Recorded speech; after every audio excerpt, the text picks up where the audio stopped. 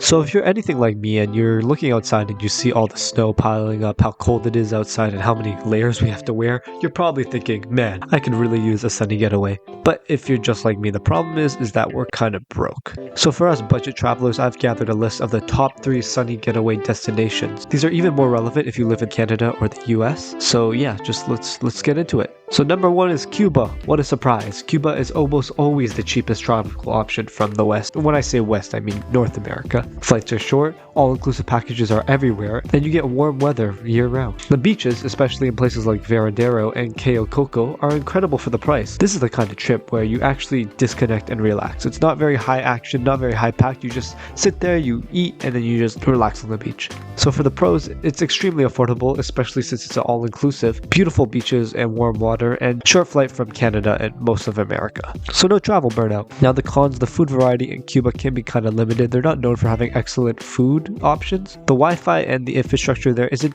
too good. It's not awful, but it's not like amazing by any means. And you can't really explore, but you can kind of just see the beach and the resort. That's about it. There's not much exploring to be done. It's not really like a country vacation where you go and you explore places like in Italy per se. But if your goal is pure beach relaxation at the cheapest cost, Cuba is very hard to beat. Now at number 2 we got Mexico. Mexico is probably the best all-around option. Flights are cheap, the food is amazing, and you're not locked into just staying in the resort like in Cuba. You can do beaches, cities, ruins, nightlife, and just keep it all affordable. It's one of the easiest warm destinations to travel to. So for the pros, incredible food scene. Unlike Cuba, Mexico probably, in my opinion, has one of the greatest, if not the greatest food scene in the world. Like genuinely, it's like Mexico, Italy. I'm not gonna go from there, maybe like China or Korea. The flights are cheap and there's a lot of accommodation options. And it's very flexible. You can relax and explore as much as you want. You can set the pace for your own adventure. I guess that sounds kind of corny, but it's true. Now for the cons, tourist areas can feel crowded and prices are rising in popular spots. As well, some areas feel less authentic because of tourism. It doesn't have that authentic Mexican feel, you know? Also, it can be dangerous, so just don't go to the wrong places. Mexico is perfect if you want comfort, variety, and good value without stress.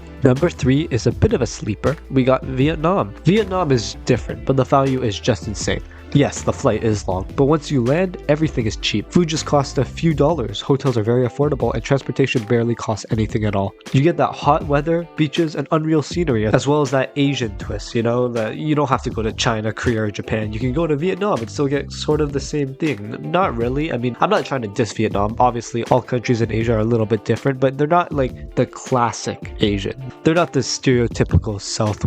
You know what? I'm just stop talking. So for the pros, extremely low daily cost, amazing food and culture, and beautiful beaches and landscapes. For the cons, it is a long travel time from North America and the flight can be kind of expensive. Also, it does require a little more planning than a resort trip because it's not all inclusive. You just go there, like you have to actually plan your hotel, transportation, but it's very cheap to do so. And it's not very ideal if you only have a short vacation. Like if you're only going to go for 3 days, forget about Vietnam. You have to at least go for a week. Vietnam is the best if you want maximum value and you don't mind a longer journey. So here's a simple breakdown. If you want cheapest and easiest beach trip, go to Cuba. If you want the best overall experience, choose Mexico. And if you want the most value for your money, Vietnam takes the crown. Alright, that's all. Let's just hope that next year flight prices go down so I can finally go to Japan.